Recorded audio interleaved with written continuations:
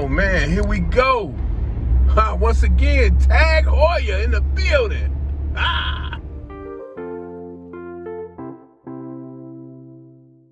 Yo.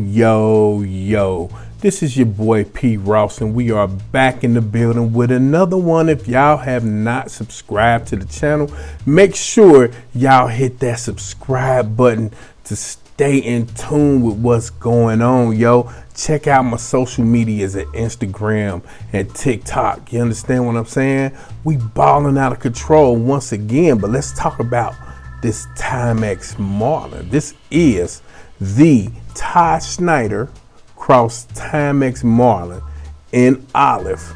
This is, I swear, this is the best Marlin I think that I've ever seen. I have to keep it 100.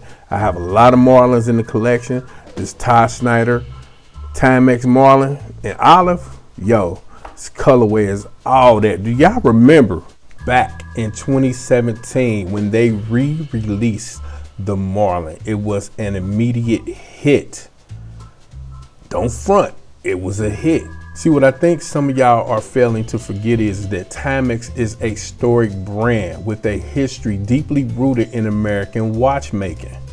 So when you think about slogans like "it takes a licking and keeps on ticking," when the brand put out the Marlin with a proper mechanical movement on a piece from their archives, how could you not love it?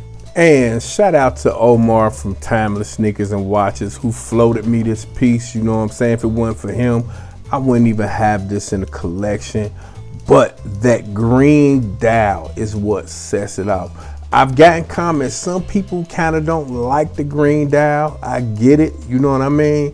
But I feel like it's kind of like Timex trying to step outside the box. This Todd Snyder version of the Timex Marlin features a gold-plated case that measures 34 millimeters across and 10 millimeters thick, just like the original, and it features 30 meters of water resistance. The lug width is 18 millimeters and it features drilled lug holes for simple strap changes. Also, the crystal is a nicely domed piece of acrylic. As far as the movement go, Timex never specified what the movement was, and all we got was a sticker on the watch that read Movement China. Although I haven't opened up my Marlin to confirm this, but I believe Timex actually settled on the Seagull ST6 with the automatic winding mechanism removed.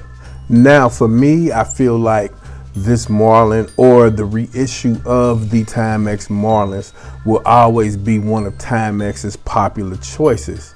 You know what I'm saying, for this brand moving forward. It's basic, it's a dress watch, time only dress watch with real vintage appeal and a design that nails the look of Timex's golden years.